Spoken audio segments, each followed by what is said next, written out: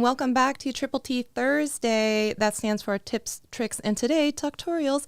Today I'm joined by a very special guest and slash friend of mine, and that is Rene Ritchie. So Rene, we're going to welcome you to the stream here. Everyone out there, can we please clap for Rene? Thank you so much. So honored to be here. Oh, I'm so happy that you're here. It's so wonderful. You know that you and I met, I don't even know, maybe 3 years ago now through Viper. And then I've been watching your videos. I signed up for Nebula, all the things, and I'm so excited that you're here with us now. And almost happy 1 year anniversary on your creator liaison position at YouTube. So I'm going to give you a second. You can introduce yourself, and then I'm going to read what Wikipedia has to say about you. And we will also say hello to all of the people out there. So citation needed. I know, right? Oh, okay, so we'll start with you. You can self-introduce a little bit of yourself. Okay, cool. So I was in tech media for a long time, and then I went full-time on YouTube from 2020 to 2022.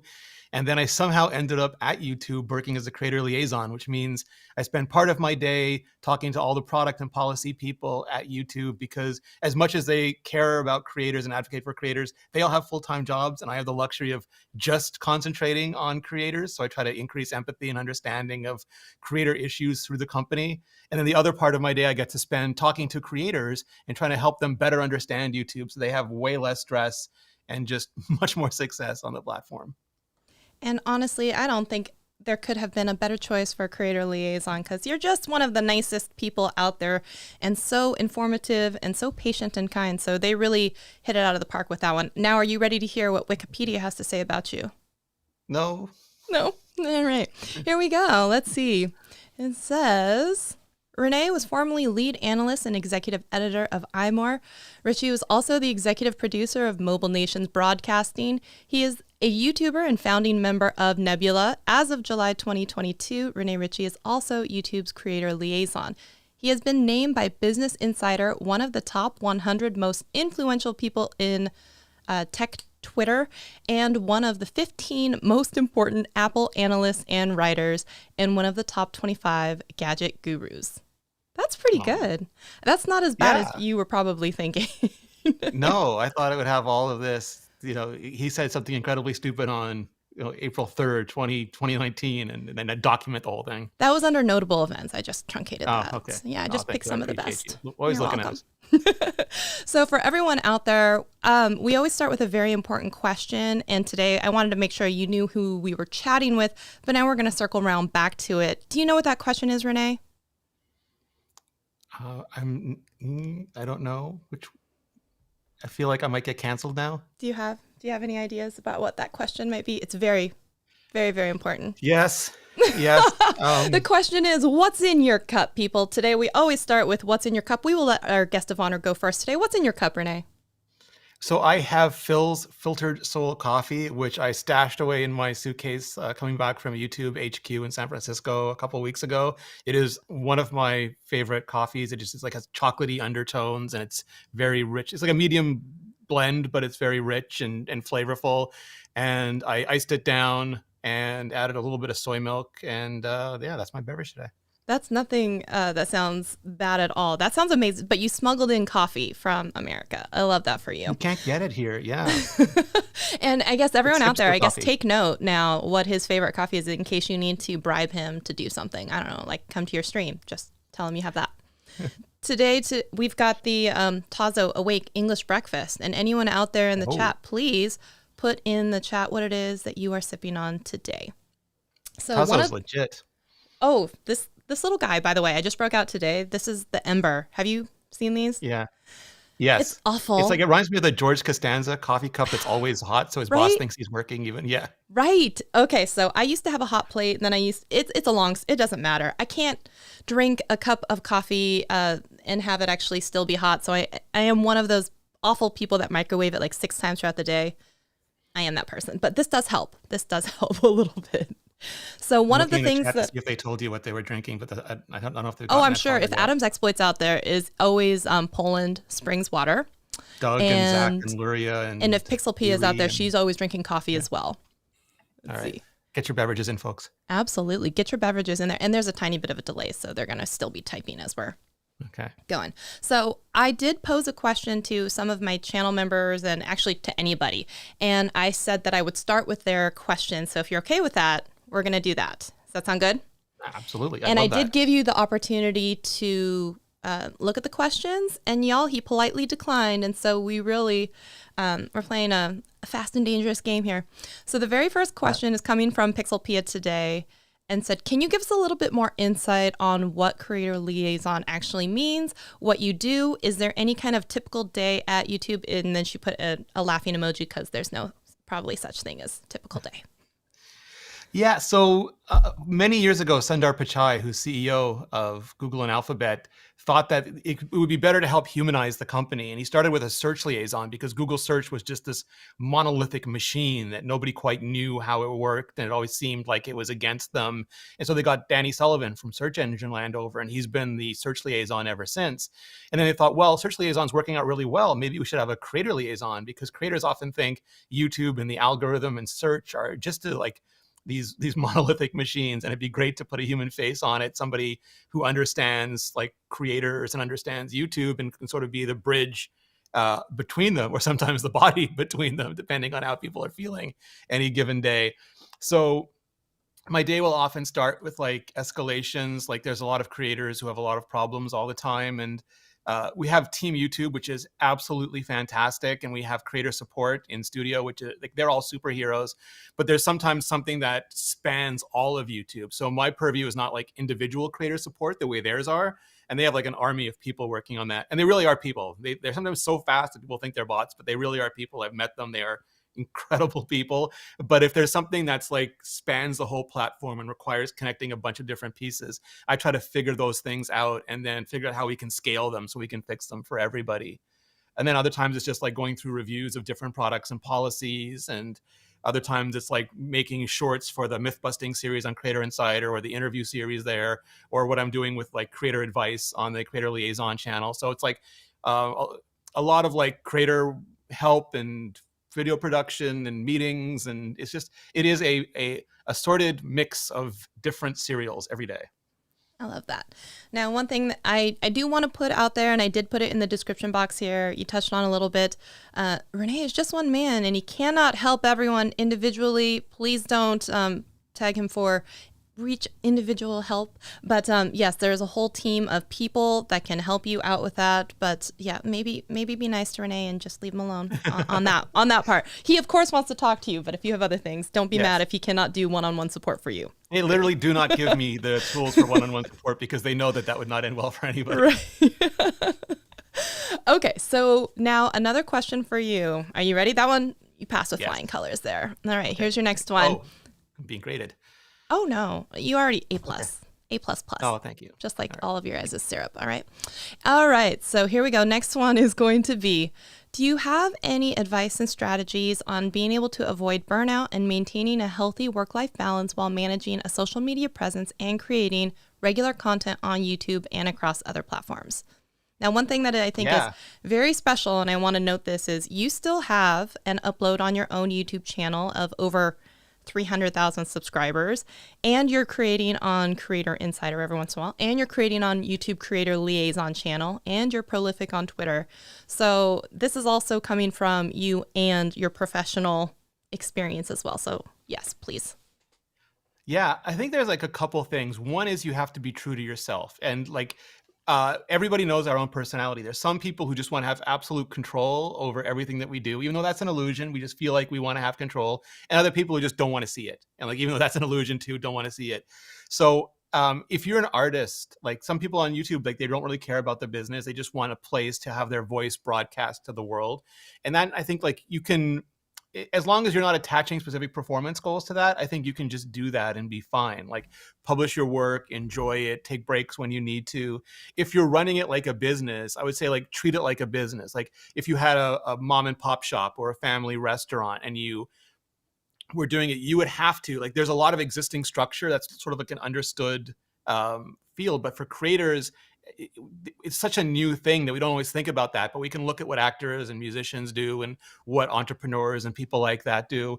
And we can make sure we have an infrastructure in place where, like, do you really need to upload? Like, if you're feeling stressed, do you really need to upload as often as you're uploading? You can go into analytics and see, like, do I really see that much of a difference between an upload every week or every 2 weeks or twice a week versus 3 times a week? Like, you can check all these things. And oftentimes there isn't. Like, oftentimes the more you publish, like, your audience doesn't watch more. They start choosing between your videos. So, like, you can be realistic about what you actually have to put out. And maybe if you gave yourself more time, you'd make a better product and you'd be doing less and getting more. I have this, like, people talk about the 80-20 rule, but I love the 20-80 rule, which is like, do the 20% of the work that gives you 80% of the results. And just realize that digital is limitless. Like, you can never do it all. There's new social web networks popping up every day, and it's impossible to keep on top of them. So just figure out what you love, what you enjoy, what's like passionate and personal and rewarding to you, and then find your audience there. And if you have to take breaks, take breaks. Your audience really will be there for you. YouTube has tools so that if you are very controlling, you can, like, batch record and then schedule community posts, schedule video posts. If you really don't want to see it, you can just go away and close your browser and come back. And there's examples of people succeeding brilliantly with both those strategies. So I would just say, like, put yourself first, be kind to yourself, and build a strategy that's destined for success, not that's going to burn you out. I think that's such good advice. And I think one thing that people forget, once you start seeing some success, the machine is never fed enough, and it's never going to be like, that's enough. You know, like, maybe you should take a break, mental health break. It's really kind of up to the individuals to maybe preset some of that beforehand and kind of see some of those signs of burnout, or kind of really prioritize everything. And that's everything from physical, mental fitness to emotionally how you're feeling, because YouTube is usually not going to be the one to say, like, are you doing all right today? Can you know, maybe go outside and smell real air, or maybe YouTube not so much. Creators will do that for you on Twitter. They're very good at that. They are, right? And I think that you are very right that the audience and the people who know, like, and trust you, they're very forgiving and understanding when, you know, people, a lot of the time people be like, I was so burnt out, and creators are like, I'm so afraid to let my audience down. But then if they say something, then the audience is like, you deserve a break. You've been working so hard. It's so much. Yeah. So I think a lot of the time, a lot of that is internal pressure, and not even so much from the audience, because they're not usually like with pitchforks being like, I'm going to unsubscribe if you don't publish every day.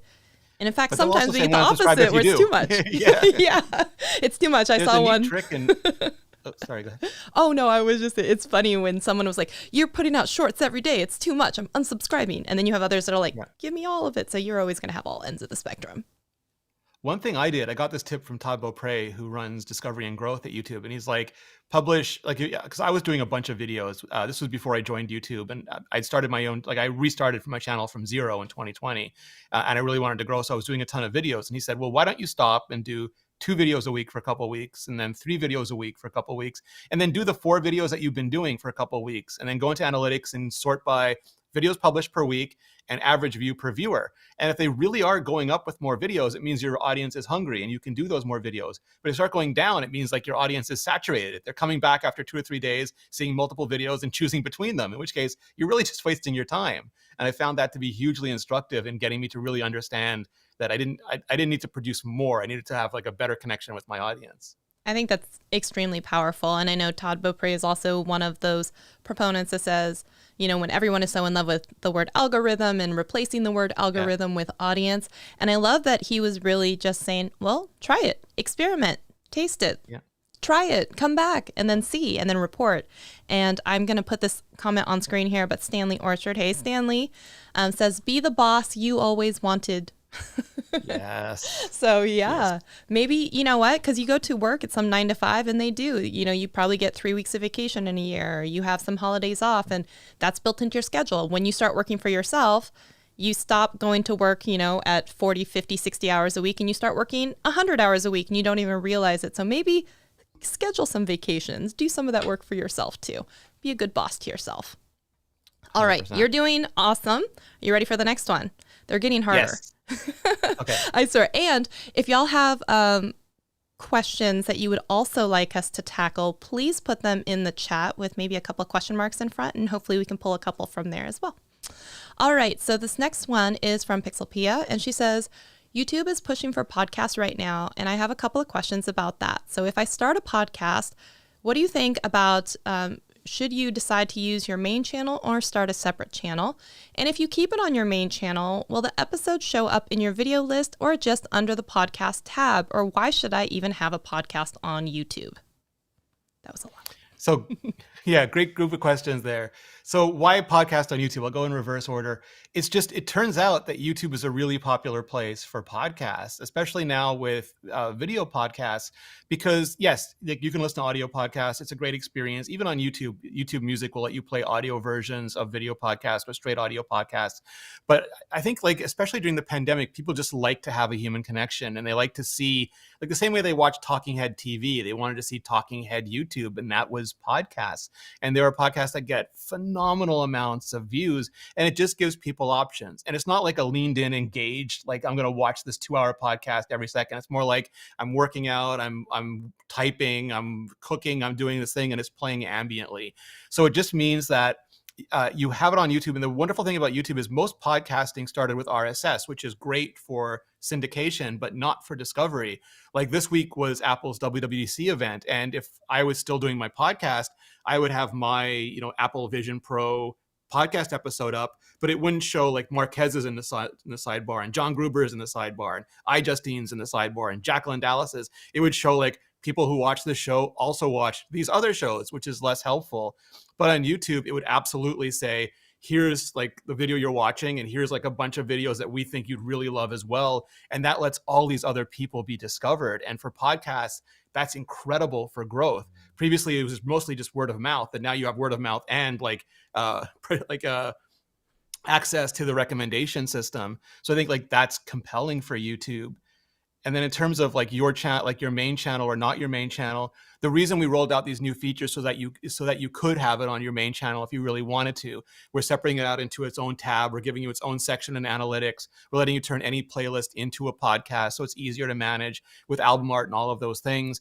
But the question goes back to like sort of the essential question of YouTube, which is, and I'm stealing this from Todd as well, same audience, same channel, different audience, different channel. So if you think the people who watch your other content, whether it's live or short form or long form videos, would also really love to watch the podcast, then put it on that channel. And it's a great way to get your audience even more engaged, like a deeper connection. They can vibe with you. If you do the podcast live and then offer it as a replay, really great way to promote community. But if you think it's a different enough subject, you can put it on a different channel. I think like this, the word channel confuses people, and they think that I have a channel, I'm going to put a bunch of shows on it, but really a channel is a show. So you want to think of it like, would the people watching this show be confused if I suddenly changed cast and premise every video? Probably. So, but if it's the same cast and the same premise, then they probably just think it's another episode in the show. So I encourage people to like experiment, like put it on your channel. If it doesn't work, move it to its own channel, and just see how it goes. Excellent. Experimentation, again, always a really, really good idea. And I think I commented something pretty similarly in response to that. So I'm glad to see that was very, very similar. So that makes me happy. Anybody else out there have thoughts on podcasts and questions?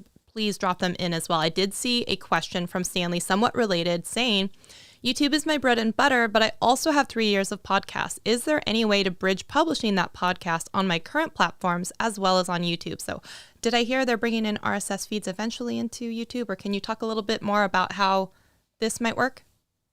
Yeah, we did announce RSS when we announced the new podcast features, and it's coming later this year. And I'm sure the teams know how it's going to work. I don't know how it's going to work yet, but I imagine it's going to be some form of allowing you to bring your RSS feed in, or connecting your RSS feed, or doing something else. And I'm hoping, like this we haven't announced yet, but this is just me, Rene, the creator, speculating that if you have like an audio podcast and you're not sure how to visualize it, like in the old days, maybe someone would put a static JPEG on it, or they would, like an animated JPEG, or they'd do something. But I think as we enter the era of generative AI, like maybe there'll be some way, either inside or outside YouTube, to just like say, hey, take this podcast, listen to it for me, and generate like a bunch of visuals that people will find entertaining for however long I talked for.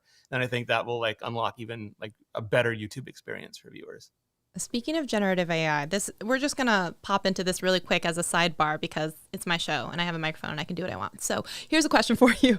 I think that there was recently some kind of ruling. Well, one, there's a couple of lawsuits going on, right? So one, the generative AI for defamation in this court case where it erroneously put this whole thing together about a gentleman who was being sued when it wasn't true, and the reporter was doing this story.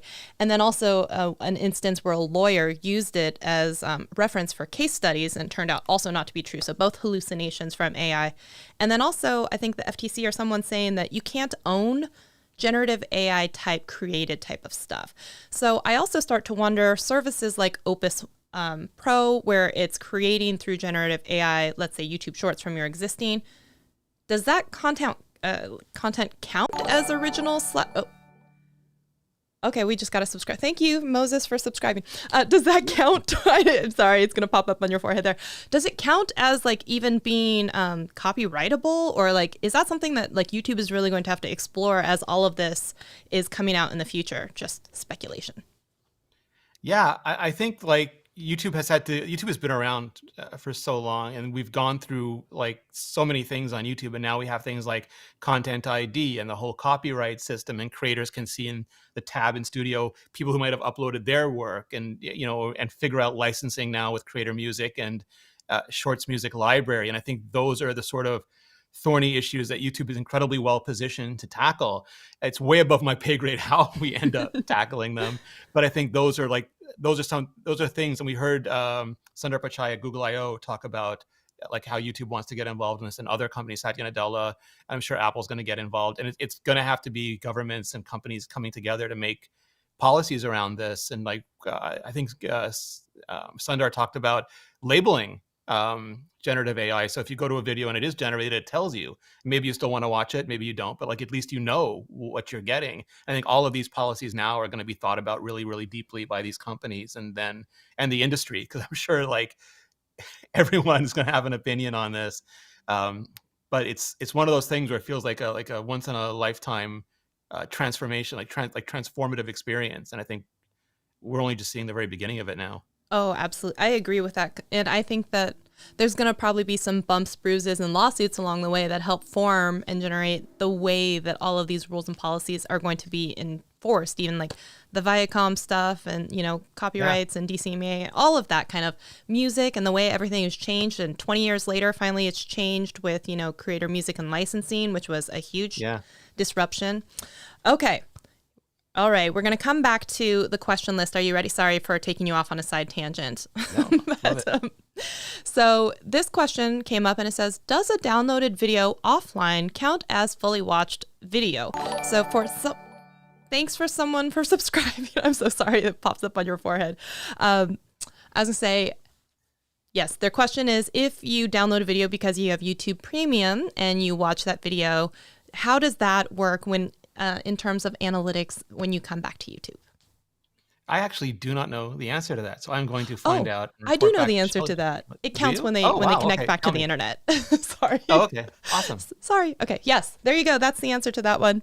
And the next one. This one is an interesting question, I thought. It says Shorts views. So the second way into the YouTube Partner Program, getting that 10 million views, right, in that 90-day period. So if by chance you did something where you sampled from another creator's video and it just blew up and went crazy, and then that creator turned off the sampling, and then therefore you would get the notification that your video was going to be deleted, do all of those video views then also get deleted because it has to be on a public watch minutes? Does that make sense? Yeah, I think that is the case. I believe if the video is removed, the views are removed along with it. Again, I can double check that and get back to you. But I love the depth of your audience's questions. They're very specific, right? That was a good one. Oh, they're great. Yeah. Well, and my understanding is that the views are removed, but I will double. And it depends when. Do you get in the partner program and then the views are removed, and then right? Right? Because if it's in that rolling period, before, or you drop below the goal, does that also affect it? One has to wonder that way too. But it was my understanding, or it was my guess, that it would towards your channel's overall, video views lifetime, but it wouldn't count, therefore, for your monetization requirement. So maybe to be careful with videos that you sample, just as an aside. Yeah. All right. So here is your next question. This one is a toughie. I hope you're ready. And I know you talked a little bit about it on the MKBHD Discord stream that you did.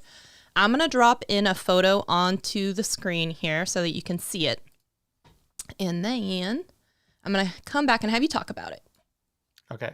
All right. So hopefully you can see this. So this is a graphic that YouTube put out with YouTube and how it is monetizing shorts and the 4-step system that is happening here. So I'm assuming you're kind of familiar with this. So I'm going to take this off screen, and this is for everyone else so you know what's going on here. Can you talk to us a little bit about more specifically how this goes? Because I see a lot of questions, and even in that stream, about is it better to use music or not use music? Would I get more CPM if I didn't use music because the revenue is counting twice? Can you walk people through what we just looked at? Yeah, for sure. And I just want to point out, I think you were with me when we announced all this at the YouTube event. And yes, that's true. Yeah, that was awesome. That was an amazing event. Thank you for inviting me, by the way. Of course. And if there's ever another event, I'm available. Okay. Taking notes, right? Putting it right Good. in the system. Okay. Just make sure Neil saw it. All right. Perfect. So the way I would think of it is, and the way I do think of it as a creator, is like total creator value. And that's like a multifaceted calculation, because the way it works is if you don't use any music in your short, anything from the shorts music library, then all of the money, all the revenue from the pool of that region for that month is going to go into the creator pool. If you do use, for example, one song from the music library, then it's going to be split 50-50 creator pool and rights holder and so on. But if you do use trending music, like if you don't use any trending music, yes, but maybe you'll only get 1,000 views, and then your revenue is going to be based on, because the revenue is then split up and shared to creators based on their share of the total pool. The amount of views they have over the total views in that region. I've been explaining this so much and it's so complicated, so I apologize. It is complicated. You get it based on your share of views for that region for that month. So if you only get 1,000 views, yes, all of the money from those views is going to go into the creator pool. But let's say you use a trending sound trending music at the perfect time, and you get 1 million views. Half of 1 million views is still way more than 100% of 1,000 views. So I would encourage people not to worry so much about should I use music or not because of the revenue, but what is the potential of this video? Do I have an idea that's going to blow up? And half of that is so much more than 100% of something that doesn't blow up. So I wouldn't limit it to just what CPM you're getting or what share of the revenue you're getting, but really the total experience you're delivering for that short.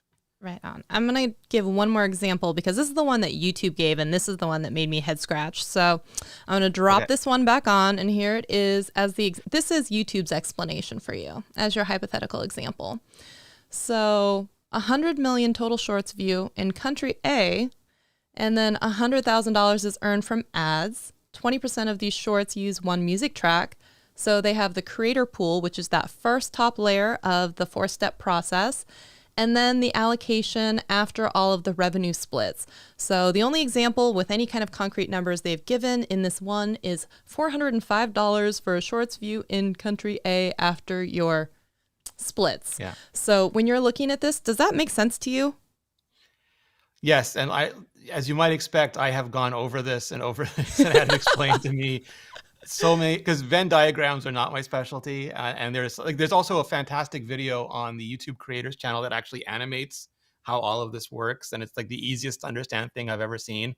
But yes, there's nothing like having to explain something a lot, especially under the glaring glare of Phil DeFranco, to really make it sear into your. I did see you on that interview for that too. That was awesome to see. I tried. Every once in a while when my friends are on, like you or Emily was on, and I was like, look at them go. Yeah, Emily's awesome. Right? I know. Okay. Yeah. Okay, so here we go. We're going to come in with a little bit easier of one. Now, the reason that I chose this specific background, which is last year, your WWDC playlist. Mm-hmm. I did this one specifically because WWDC just happened very recently. And I know you don't, I'm just saying I couldn't not have the Apple guy Yes. here and not ask some questions about just as quickly any opinions, thoughts, comments on Vision Pro / anything else you saw at WWDC. Yeah, I think Apple delivered far above most people's expectations, and certainly mine. Like I thought they were going to do a really good job because they tend to have a very well packaged. Like they take their time, they look at the market, they look at what's in the market. In this case, things like the Oculus Quest and the various HTC and Valve devices that have come out, and they put them together in a way that's very digestible for consumers. The first generation is typically way more expensive, doesn't sell as well, and doesn't seem to have as clear a, for pardon, like lack of a better word, vision than later versions. But they get the market going. They're key in moving things from like early adopter phase to mainstream acceptance phase, like crossing the chasm. And I think this certainly does that. Like they solved a bunch of really crunchy problems, not all of them. Like it still has, dangling battery pack, and it's still heavy, and it's still super expensive. So there's obviously things that only be overcome, but just getting this quality of technology with this low latency, this like the ability to do blended reality where you can literally phase in and out of between VR and AR, what they're calling spatial computing. And you can just see all of these things that they've been working on so much, like computer vision and ingestion, and the ability to see like your fingers pinching, and being able to like the chipsets, like the M2 processor to do all the heavy compute work, but also a real-time engine. Like they hired away some of the best QNX engineers in the world a few years ago. And what have they been working on? Well, turns out real time for like probably like automated stuff, but also probably like the headset. So I think it's a really critical first step in getting us to embrace like spatial computing. And one day it'll be glasses, and one day it'll be contacts, and one day it'll be like a little thing on the side of your head, and one day it'll be in our heads. Like I don't know if I'll do that, but one day. And like that's how we get to the future, is one step at a time. And I'm super excited that they managed to push it this far, even in the first generation. Are you going to get a pair of the glasses? Probably. I mean, like so usually like I'll buy something and then I'll give it to like a family member. But in this case, like you have to have it fitted to you. Like this is a much more personal piece of technology. So it'll be less like, do I want a $3,500 thing that I replace in like a year or two with another 35? Like, I don't know. So I have to think about it, but I definitely want to try it. I think that's fair. I think that is fair. All right. So I have a couple of questions here that have come in from the chat. The first one is from Stanley Orchard, and he's saying, hey, can we get any insight on becoming YouTube certified? And I chuckle at this because I had a whole conversation with someone at dinner about this entire thing as well when we were in California. But yes, take it away. Yeah, so I actually have no insight into the YouTube certification system. I'm not involved in that at all. I wasn't sure if it was still, is it still going on? I'm not positive. But I can certainly find out for you. I see, Shelly, these questions are all like beyond me. The answer is it's complicated. If anyone out there as a channel member, can you put it depends? Okay, so one of the reasons I'm sure why Stanley is asking is because Stanley, my buddy here, and I formerly worked, he still does work at TubeBuddy. And TubeBuddy used to, you could, as a business, be YouTube certified if 75% of your employees also went through the certification. So it became this thing where, okay, so for anyone who's watching, YouTube certification was additional classes, and then you would take an online exam, and as long as you passed with a certain amount of score, then you were granted a certificate that lasted for about 16, 18 months. And then you would renew that certificate, and then sometimes it would change the courses. So it was like monetization, and then it became channel growth and management, and then like the next year they would have different courses. So sometimes people's certifications would either expire on ones that they didn't have, or but anyways, I digress. It then became more difficult to become YouTube certified, and they took away the option to enroll unless you had a channel partner manager. And then even with the channel partner manager, and for some businesses you couldn't enroll unless specific and the stars like all aligned. Like and then they said they were pretty much phasing it away and not really doing it anymore. So the long and short is it kind of doesn't really exist in the same way that it used to, and most people's certifications have expired, and if they say that it's lifetime, they're lying, so just know that. And so the other thing is, so some of the big companies, such as maybe the one that I used to work at or others in the space, you can't actually enroll anymore because YouTube had come out at a point and said, you guys aren't creators or YouTube channels. And so even though previously they had the ability to enroll and get certified, you couldn't anymore, even though circumstances. So now it's kind of really hard to get into the certification at all. Also, slash, it doesn't really matter. Yeah, I thought maybe didn't exist anymore, but I can double check that too. I am not certified, just for the record. So take what I say with a giant grain of salt. Yeah. And that was a whole thing that I had a conversation at dinner with them. I'm like, how could you guys just take it away? How could you tell no one about it? How could you? And I was upset because I had missed the they cut off the recertification guideline deadline to apply. Like it was like by a week. So I went to go renew, and then they were like, we took this thing away. So if I had done it a week previous, I could have done it and had another 18 months on it, but I didn't. And I was like, what are you guys doing? And so that was a conversation that was had, but it was also one of those like, there weren't that many of them. It wasn't an endorsement. You weren't supposed to use it to like get business. So sorry. It was kind of the response. Sorry, bye. Yeah, it's kind of like, sorry, it's gone. So yeah, there's that. Okay, so. Okay. I'm sorry, Stanley. I know. I'm sorry, Stanley. I'm sorry. But I want you to know, he says, I love you regardless, sir. Aw, thank you. He says, yes, I love you regardless. Okay, so I have a question in here. I'm going to roll back up to, I think we got a little bit of a taste of this in your Todd Beaupre reference answer about podcasts. But just for anyone who's just joining us and maybe didn't hear that, there's been a lot of buzz about YouTube Shorts. And would you recommend that people do them on the same channel? Anything that you'd like to tell people about that? Yeah. So like, I always think like you should do the kind of content that you're really passionate about. I think shorts are great because they're like the spirit of original YouTube. They're very much me at the zoo. Like, this is what I'm doing. It's a very like original YouTube was short and it was like off the cuff and it was like something wonderful and wild about it. But over the years, long form has like the barrier of entry has gotten higher and higher and higher. And like Marquez has like 8 robots now. And it's just like, it's wild. You know, Jimmy has Last to Leave the Circle Wins like the planet. And it's like 800 cameras. It's like, there's just a lot.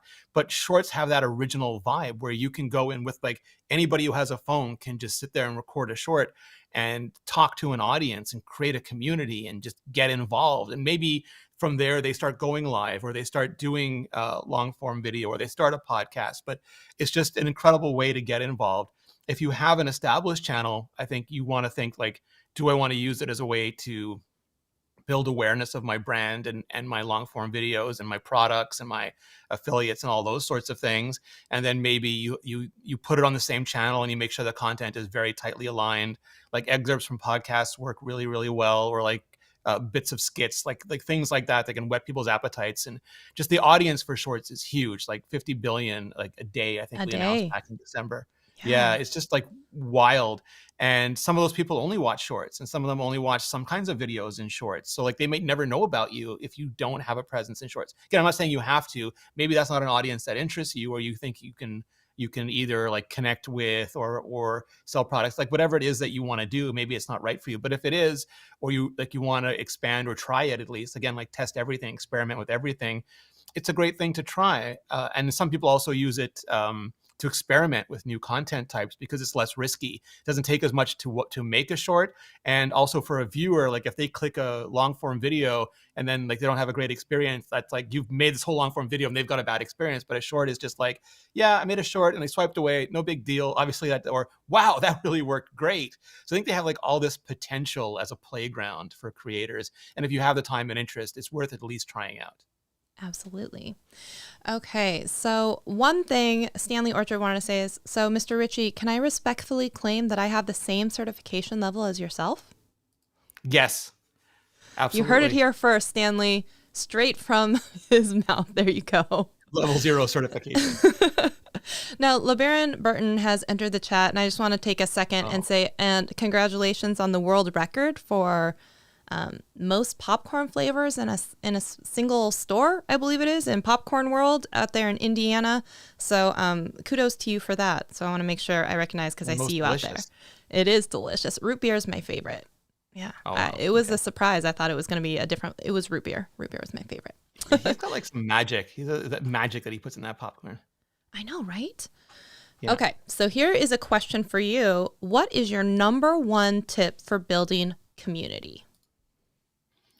Oh, wow. So I think like with community, um, you have to just be present. You have to be there with your audience. And that involves like, you can be sort of like, there's different kinds of YouTube. Like there's faceless channels, and there's channels which are very like lectury, and there are channels which are very spectacular. But I think like the channels that focus on a topic and go deeply into that topic and really provide service, like they always want to provide value. I think that is key. So if you have a bunch of people, or if you just pick a topic and you're passionate about it and you're authentic about it, like sincere, like not just like I'm gonna like talk about, like you're sincere about it, you want to connect and reach people. I think that's palpable. And then if you start doing those videos, and like you're doing like one video too, or you're going live like time and time again, and people start to like understand you and understand what you're making, and they love a video and they get another video that they're really going to love, you start building that out, and you're answering comments in the beginning. And I love reply to short, for example. That's where like you go down to a comment, you press the short button, and you can record live or upload a video that replies to that comment, puts a comment sticker on it. Like you just start engaging. I think if you're doing that in a sincere manner, and that really matters to you, the audience will feel that, and you'll start building those connections. And maybe it's a really small but dedicated audience, and maybe it's a really big and more like casual audience, but like, and that'll depend on the kinds of topics that you do. But I think like just being there, being present, being consistent, being supportive, and always thinking, what value can I provide? Not like how much money can I take, but what value can you provide is really the key to that. Absolutely. That's such a good point. All right, Miss Chantel Hills, hello out there. She's asking, question, what about any managing moderator tools on that there might be on the roadmap for desktop? And will we be able to mention someone from mobile on YouTube live streams? Yeah, so we're working on all of those things. If you have like, I'd love to hear from moderators, frankly, because it's not a subject I know deeply, but I'd love to, maybe I'll make that. I try to put questions up on Twitter, like, what do you want to change about the upload process? Or I think the most recent ones, what would you like to see in live streams? So maybe that's a good one. But if you are a moderator, if you work on channels, please give me your wish list. Like, I'm embarrassed by how little I know about some aspects Ooh, of you YouTube. asked So for it. any We have help you some can really provide, great moderators out there in the world. I would love that. But I'll yeah, like bring in we want Paul to provide Duncan all for the you. the latest thing that we've done that I think is interesting, it's not specific to moderators, but it's delegates. So that now, for example, you can, like, if you have a channel manager or a channel editor, they can use the main YouTube app to post community posts for you, which wasn't possible previously through Creator Oh, Studio. So that's those are sort great. of like, that's a new system we're rolling out. And I think that's going to be interesting as we keep going through that process. I love that. So I know we have some mods already here we have, Doug Hewson, who's like a moderator everywhere, like the Nimmin brothers, like just Never everywhere. sleeps. Never Yeah. sleeps. Abides. Doug abides. And Chantel is out there, and Paul Duncan, Same. I know, Yeah. is out there a million places. And so there's a lot of moderator, I think, and they have a lot of At requests. YouTube Liaison. Just give me all your requests at YouTube Liaison. Okay, perfect. So Rich Graham has a question for you, and he says, why do some users appear with a gray highlight and a check, but have very few subs and aren't celebrities or public figures? I think we're talking about the old legacy verified check marks. Can we talk about where it used to be for 100,000 and some of them, others have it as well, and why that might be? I think now it's like, I can't speak to what happened in the past, but I think now it's really consistent around, you get 100,000 check marks to go to, studio support, and you can request verification. There's some very rare times where there is a prominent person, like the YouTube Liaison channel is verified because it's owned by YouTube. It doesn't have anywhere nearly 100,000 subscribers, but YouTube created the channel, and it's going to verify that channel just so people know it's not like a copycat or a fake or like a scam channel. So there will be situations where there are like verified under those numbers, but I think consistently going forward for like mainstream channels, they're going to be over 100,000 subscribers. And I have seen and heard some people in the past when they talked about having their verified channel, it was because at one point they either worked with or at some of these old multi-channel type places that were able to get their channels certified as well. So I know that was the case for some, and some of the legacy ones are still certified, even though they never had 100,000. It was because of the direct relationship that they had with some other companies that they worked network. at. So there's that question for you. So also, Mr. Camera Junkie, which Luis is also out here. He says Wrench Squad. All of these people. So, and Doug has already said and threatened that he has already dropped some information on your Twitter. So Nice. Thank you. That's the best. I know, right? Careful what you ask for, but you're gonna get it. All right. So I love it. No, I want it. Give it to me. I want it now. Renee's like, give me more. So Yeah. what about, can you talk a little bit about why, and this is kind of a specific one, I know we had maybe chatted at one point, but if you upload through desktop on a YouTube short, you can get up to 4K resolution. If you upload through a phone, usually it's going to be capped at 720. It will always be 720 if you add any kind of subtitle stickers or anything else from inside of YouTube shorts. Can you give us any insight on why that is? So there's like two reasons, and you may not think either of them are good, but I'm going to give you the two reasons. One is we're always experimenting with features, and we try to do those one platform at a time. So, for example, Reply with Shorts, we started off on iOS, and I think it's already moving to Android. And Quizzes, we started off on Android, and it's moving to iOS. And some things we do on desktop first, and that's just because we want to get it right and understand what's happening before we use the resources of like moving it over. It's less to fix, it's faster to iterate, all of those things. The other is sometimes we can just do one thing at a time, and it's just like a matter of prioritizing resource based on usage. And other times it's like, what are people like? What do we think people want? And for uploading shorts on desktop, that's usually a more considered approach, and people who do it are more concerned with things like control and quality and all of that kind of stuff. Where on mobile, what we found at least is that people really prioritize the speed. Like they have an idea for a short, they want to film it, they want to put it up, and they want to go. And processing for 4K, as you may have noticed, is nowhere nearly as snappy as it is for like regular HD or 1080p. So on mobile, we're prioritizing just the speed of delivery with shorts. That's why there's like very few, like the uploader on long form is like page after page after page after page. Where for a short on the main app, it's just like press a couple buttons, and that short is up if you want it to be.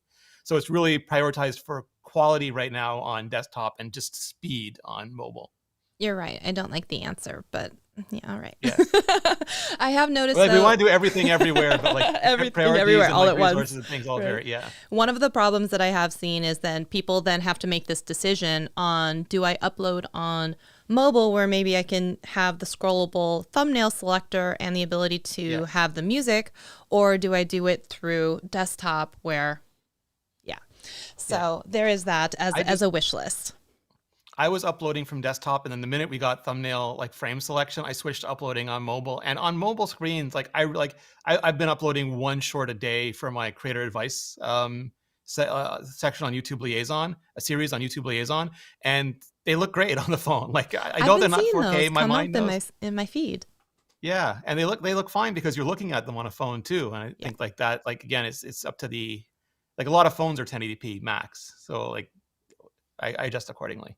But we are starting to see more adoption and usage of even shorts being shown and having more watch time, or having rising watch time also on things such as surfaces like televisions, which spread across that large of a screen.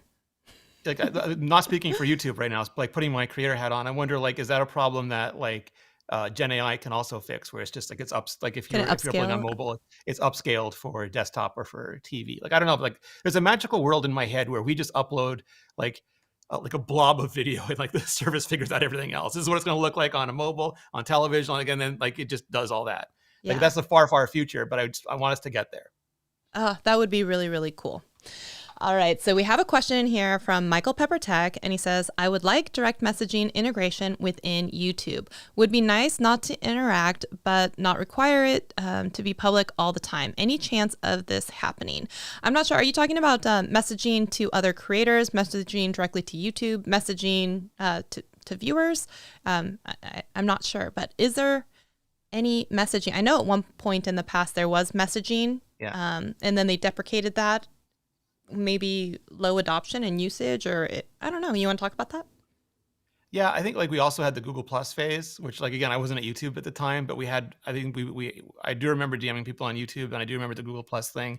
And I think like YouTube at its essence is it like it's partially a social network, but it's not completely a social network. It really is a video network, and that means that you've got to be like we just removed stories, for example. Like you've got to at some point focus on what you think your core value is. And it's very easy to get distracted by wanting to have every feature. Like I think stories showed up in Microsoft Word at some point, like in other words, Slack at some point. It's just like kitchen sinking something isn't always the best solution. And maybe DMs is something that like the best thing to do is send in feedback, like give us compelling reasons to do it. And if we see that at volume, it's something we'll absolutely consider. But there is something to be said for having a focused product that does a few things really, really well, than try to like do everything badly. That is fair. I think that's fair. Okay, so Chantel is saying we could make a mod wish list thread and tag Creator Liason so other mods can pile on. I mean, add in the well-considered features that they would like to. So yes, maybe they're already creating a plan. That's such a mod thing to do. We'll organize yes, ourselves and like, yeah, absolutely. Okay, one last question, and then I'm going to hit you with one last question. It's going to be a doozy. Okay. I hope you're ready. All right. So Jamila Martin up. says, is YouTube pushing live streams? I've noticed that live stream content is at the top of my subscription page, even if there's long form content that is more recent. And one of the reasons I also want to chat about this is if anyone is paying attention to what's happening with Twitch and live streaming, I feel like there's a lot that we could chat about with this. But first, I'm going to answer or have you answer this question from Jamila. Is there any weight and priority in the way that you're presented videos as a viewer based on live stream versus videos, even if they're more recent? Yeah, so the way YouTube works is it really like when you go to the homepage, like I think a lot of people, like a lot of creators especially, are like, I made something, the algorithm's going to push it out. And it really doesn't do that at all. What happens is, and I don't have great language for this. I wish I had a better way of explaining it. But when you come to the homepage, YouTube actually pulls videos for viewers. It doesn't push them for creators. It pulls them for viewers. So you land on the homepage and YouTube goes through all of the videos that it thinks you're going to like, and it ranks them based on your past watch history, and it personalizes them based on your viewing patterns. And it tries to give you, like if you're on the desktop, like the 8 thumbnails that YouTube really thinks that at least one of those you're going to click on and enjoy and have a great experience. And those are all weighted based on behavior, which is why Todd says like the algorithm is the audience. If you have a question about the algorithm, replace it with the word audience and you'll almost always get a better answer. And that explains this as well. So the discovery system is going to look at your past behavior. And if it notices, for example, that when there is a live video, you tend to click on it, maybe that's because like it's live and you know that it's going to go away, where the long form video is going to be there if you come back in 20 minutes or a day. It's going to prioritize, because you've shown us that that's what you want to watch. It's going to prioritize giving you those live so you don't miss them. Like if there's like 8 videos on there and the live is number 9, you may not even see it. You're like, oh, Shelly video, click right on that, and you're watching that, even though like Luria or like Doug is live like right underneath. So if you have if you do engage with live videos, Discovery might know that and then give you the option to like, we know you like these creators. This creator is live. They won't be live forever. So here's your chance to watch it. So just think about audience behavior, and that's a good way to understand what you're seeing. I love that. You know, speaking of Todd, and I'm going to just stick this point in there because I saw a tweet from him just this week, I believe it was, and he had said something about, he always drops these little nuggets of wisdom, right? I remember at Vid Summit, we're all taking screenshots of the, you know, what's the audience retention and average look like, and every phone whipped out, right? I mean, every creator has that who is there and has like seen it. But he had said something about the dislikes, basically where in the past, people had always said that any engagement is good engagement and that dislikes still counted as interaction. And he tried to clarify, he said dislikes are actually a signal to YouTube of dissatisfaction. And so does that also then play into a lot about why they removed the dislike button and like the massive things that they were doing, like to send groups after people with dislike, or any thoughts on that? Yeah, I think not directly. So like just to clarify, like with dislikes, YouTube has 2 facets to it. One is how the system works and one is how your personalization works. So for example, if you hit dislike on a video, like the system might understand that video didn't satisfy you. And so in the future, it might recommend less videos like that to you. But that's an element of personalization, and it would depend entirely on like ratios and how other people, not like campaigns, which I'll get to, because that kind of information is synthetic, and it's less likely to be confused with like legitimate intentional audience actions. But the idea is that that dislike button, if a bunch of people who like normally like these kinds of videos don't like it, maybe it's dissatisfying, and then maybe like the recommendations will take that into account. But absolutely, for you, like you're expressing that you didn't like it personally, when when videos are ranked for you, that'll be taken into account. With the dislike counter, what we found is that it was being used, like people were organizing off platform and using it to brigade, like especially marginalized and new creators, where the impact of those things is disproportionate. And it was basically a form of psychological warfare. So it doesn't really affect discovery, but it really affects those creators. And they did it because they saw, like, the best way that I can explain how like it worked out really well is that once we took the incentive away from them to see that number go up, those campaigns basically evaporated, which means like the dislike counter was like a game for them. And once you took that little reward away, they stopped doing it. And that was just, if you ask anybody who'd been brigaded, that was just life-changing for them as a creator. I know that they talked about mental health as part of that decision way back when it was being rolled out, and some people kind of scoffed and rolled their eyes on that, but I could definitely see how that does tie into a lot of that. And part of that tweet from Todd was not only the dissatisfaction on the counter for the dislike, but it was also your personalized survey results. So every once in a while when YouTube does pop up that little, did you like this video or recommend, they also count that as part of the dissatisfaction. So I wanted to make sure I clarified on that. Okay. And the other thing that's like, go ahead. that's good to remember. Yeah. The other thing that's good to remember also is that like, you'll say like, well, I needed that dislike count to the video. And like, that's what I used it for. Like maybe this video is not good, but it's a blunt instrument. It doesn't tell you why. Like maybe you disliked it because the information was outdated. Maybe you didn't like the voice of the person. Maybe you didn't like the culture of the person. Maybe you didn't like, there's all sorts of reasons that were not like granular in that. And also frankly, like, not to put Todd on the line, but like he shouldn't be recommending videos that are truly unsatisfying. So like that thing should like that's sort of like not an easy out, but like it's our job not to surface those videos too. So like we have to work really hard. I think even especially now harder to make sure we don't give people unsatisfying or outdated or those kinds of videos.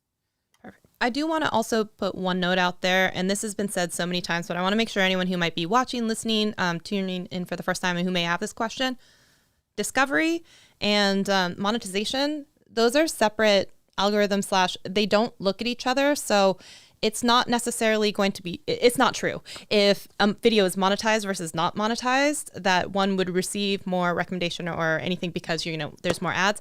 So just know that those things are separate. They don't look at that to see if a video is monetized to have that be part of the factor for recommendation. So just in case anyone out there.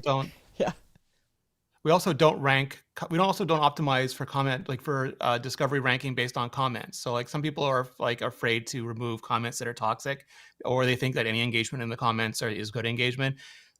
Like make your comments like exactly the way you want them. If you think your comments should be a free for all, fine. But if you think your comments should be like, if you want to make like a healthy environment for your community, don't ever hesitate, because that's not something that YouTube is optimizing for in ranking.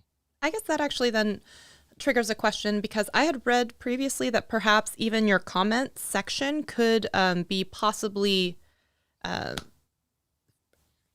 lead down the road of like community guidelines violations for having like a comment section that is like full of F-bombs and all kinds of like racist, like, so just like where you create a playlist or curate a playlist of content that isn't your own that you could still get a strike for because the intent is bad, that if you don't control your own comment section, that possibly could lead down that road. Is that true?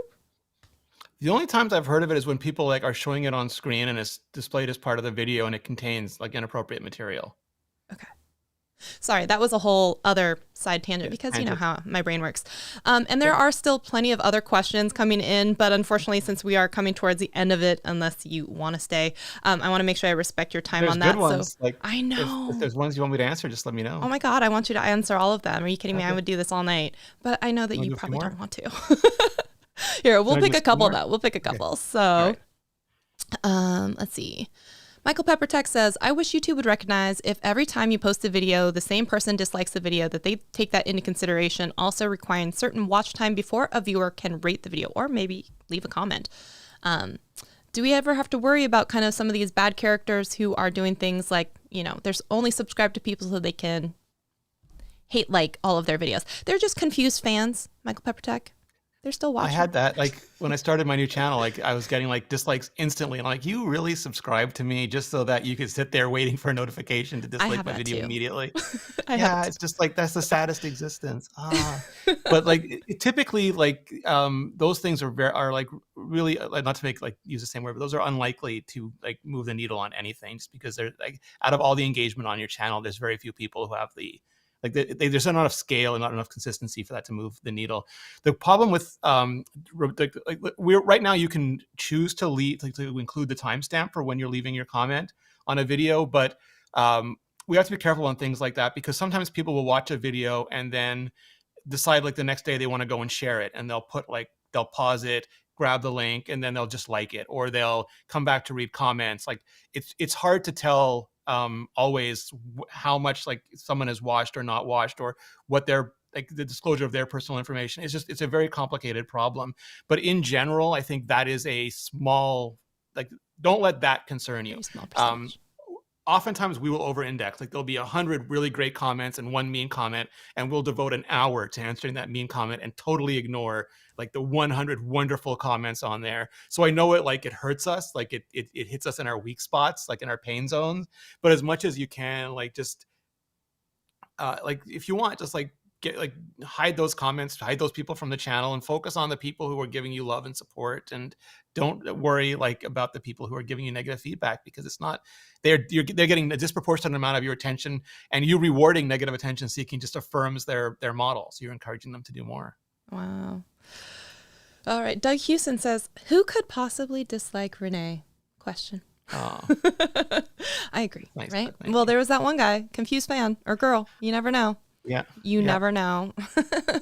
So I want you to know Luria is still hanging in strong. And Luria, if you have a question, please drop it, because you've been hanging out this entire stream too. Appreciate all of you for doing that. And yes, here, I'm going to scroll back real quick and get you a good one. Luria made a great point earlier and said the algorithm doesn't look at channels, just videos and audience. So your timeline of publishing isn't necessarily feeding into the results. So I think this is coming back to, does YouTube punish channels for taking a break, whether that's for mental health, taking a vacation? Do people need to be so frantically worried about, if I miss a weekly upload, is YouTube going to punish my channel? Yeah, the algorithm has no concept of punishment. And the reason for that is that it would be bad for everybody. Another thing people worry about is if I make like a bad video, or the algorithm doesn't like a video, the next one is going to be punished. And it really couldn't be further from the truth. Like Luria just said there, the algorithm doesn't look at creators or channels. It tends to look, or it doesn't look at creators or channels. It tends to look at videos and topics. And just because, like, let's say you make an absolute dud, like a really bad video, even you regret it in hindsight. It's just like, I can't believe that's the worst video. It doesn't mean the next video you make wouldn't be the greatest video in the history of YouTube, like unseating baby shark, great video in the history of YouTube. And it would be in no one's best interest not to give that video every chance, like as much chance as any other video. So like it would be in YouTube's own worst interest to punish channels.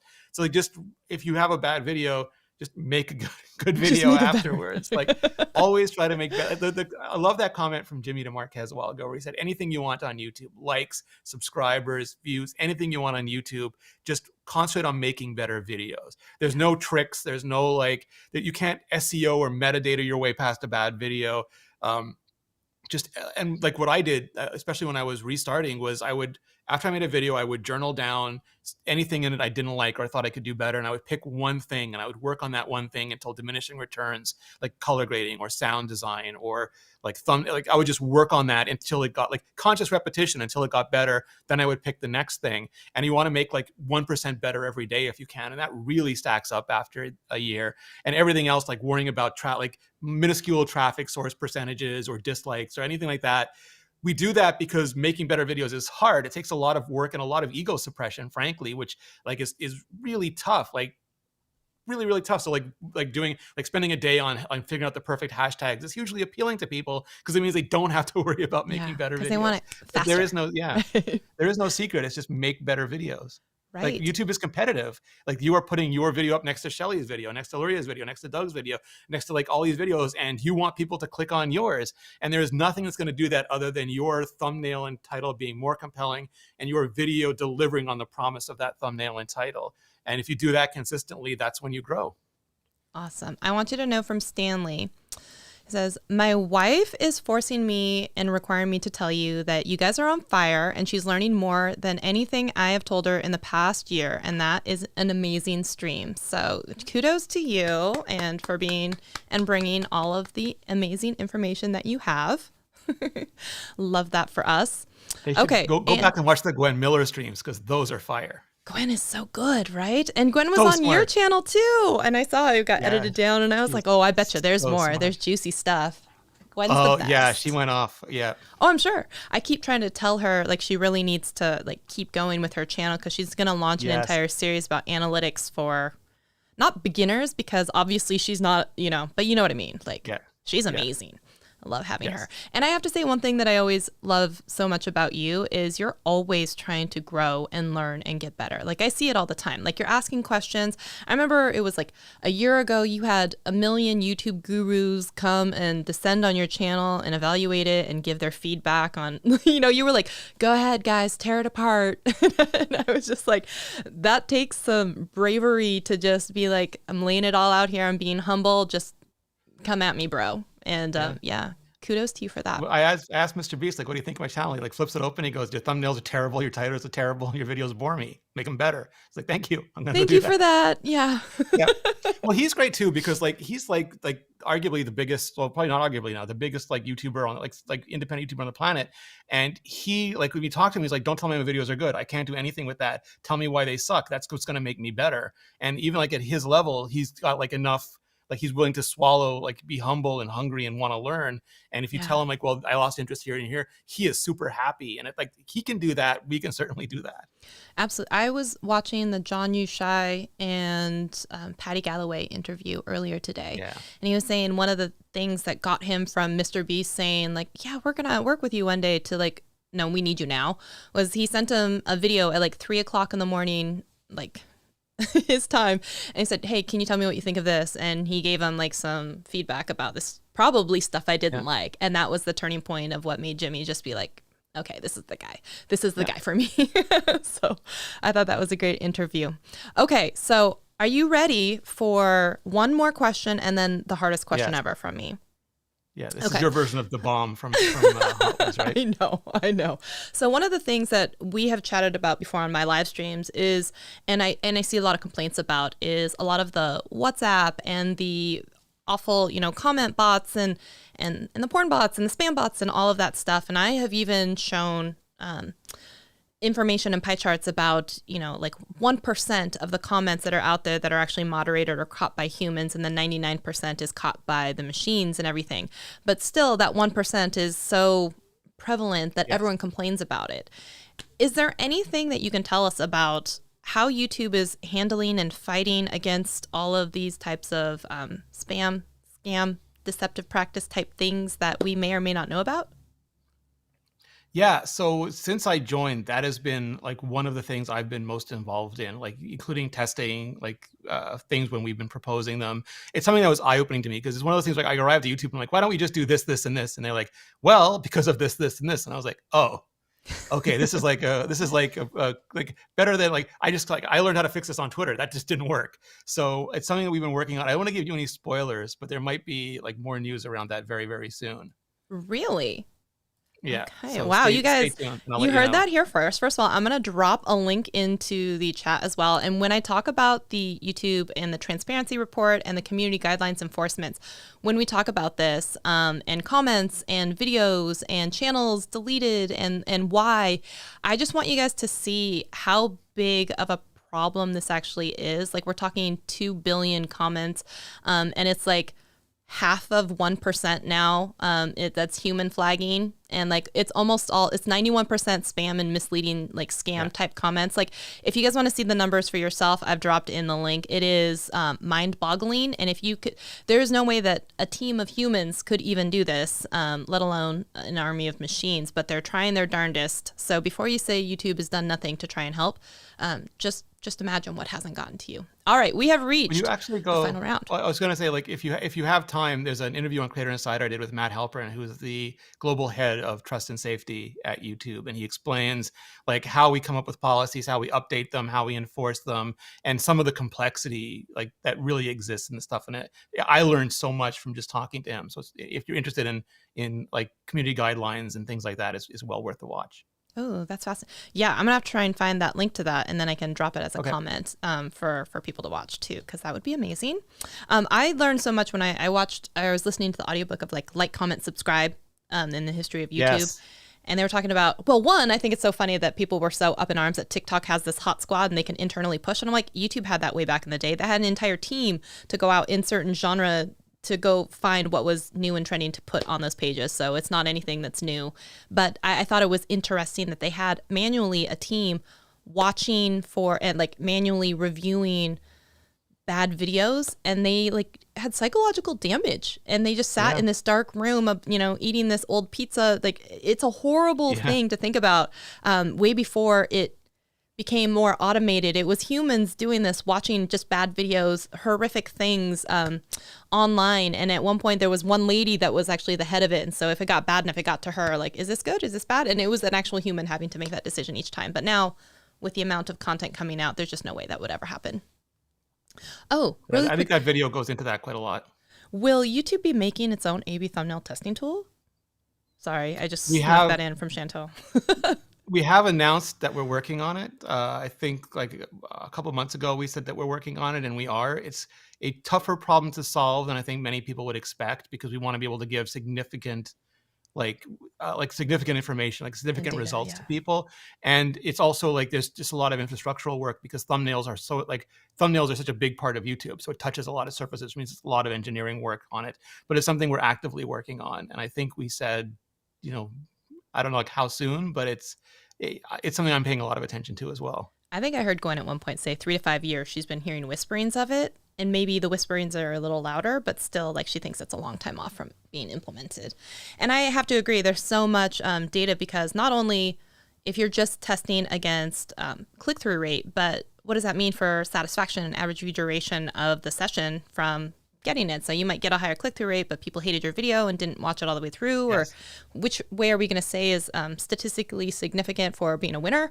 Like, there's just a lot that's difficult. I would say, like, in general, like, even if you're doing it on your own, I would never look at click-through rate, because it may tempt you to be more clickbaity. And then, like you said, retention will drop and the performance will go down. So I would say, like, look at watch time. Like, it takes a little bit longer, and it takes a little bit, like, you have to pay attention to it. But when you change the thumbnail, look at the retention more than you look at the click-through rate, or the watch time while you look at the click-through rate. And that'll show you that the video is delivering on the promise of that thumbnail. And sometimes a less exciting thumbnail, not a more exciting thumbnail, does that because you were over-promising before, or you weren't promising what the video actually delivers. And you really want those two things to be in alignment. Agree completely. And a lot of people, they always go off on like click-through rate as if it's the only metric, but it really does handhold with impressions / average view duration. And it's a whole package, and it's just one metric. And by itself, it's really easy to game. You're just pulling levers at one point, but then you're sacrificing, audience satisfaction or other things that could be more important, right? Yeah, all right. Absolutely. We have gotten to the very last question. It's a doozy. Are you ready? Yes. Okay. Sorry, arm ring up. If you had to choose your favorite character between the Angel / Buffy universe and it isn't Buffy, who is your favorite character in the entire series of the shows? So I have to give you a slightly fake answer, because I don't have favorites. I like variety. So like there's several that I like. But if I couldn't choose Buffy and you forced me to pick one, for the sake of just answering this question, I'm going to say Faith. Okay, why? Because her character arc was so compelling to me. Like, she came on the show as a Slayer. She went through her darkness time. She went on Angel, and then went through her redemption arc. And then, like, it's just, she had a really good, crunchy, well-written story arc that I thought was very, like, emotionally and just, like, storytelling-wise, very satisfactory. 5 by 5. Okay, I'm saying mine, maybe it's an unpopular opinion, was Cordelia. Oh, because when you scratch her surface, you only find more surface? Yeah, no, not just that. Because if you think about her character arc, she went from this bimbo, airhead, horrible, mean bully, and ended up giving a chance to the nerdy guy, only to get cheated on by him and act like Yes. a lady, go off to, you know, Angel, go and be like kind of a badass in her own right and really standing up for herself and actually growing into a character that we didn't hate as much. So I'm just saying that was my choice if I couldn't choose Buffy. Courtney was aces. Yeah. All right. So everyone out there, can you please throw up some fire emojis for all of the things that, oh, Viper is saying Willow. You know what? Willow is really great because, well, not only that, but it was one of the first shows that really showed like an LGBTQ like arc that wasn't like a joke. It was like, it was sweet and it was like any other character. And I think they handled it with a lot of grace. And when she said bored now, I mean, come on. And you know what? I'm just saying there were a lot of things there that going on in that show that people don't, they forget about. Okay. Oh, Shelly, if you still have Nebula, I have a Buffy video up on Nebula. I made a video about Buffy. I do still have Nebula. Yeah, you can see my Buffy video. Oh my gosh, no! Don't you threaten me with a good time. I'm going to collect. I'm going to watch that. That's amazing. Awesome. Well, Rene, is there anything that you would like to say to all of the viewers out here, giving you all your kinds of flowers and hearts and all kinds of fire emojis for all the amazing information that you gave? And where can they find you? Well, just thank you. I mean, like, this is absolutely the reason I did this. I had sworn that I was never going to go back to a normal job, but then like the ability to help people at scale is a once in a lifetime opportunity. And but it's not like just people in the abstract. It's absolutely people who like come on these streams.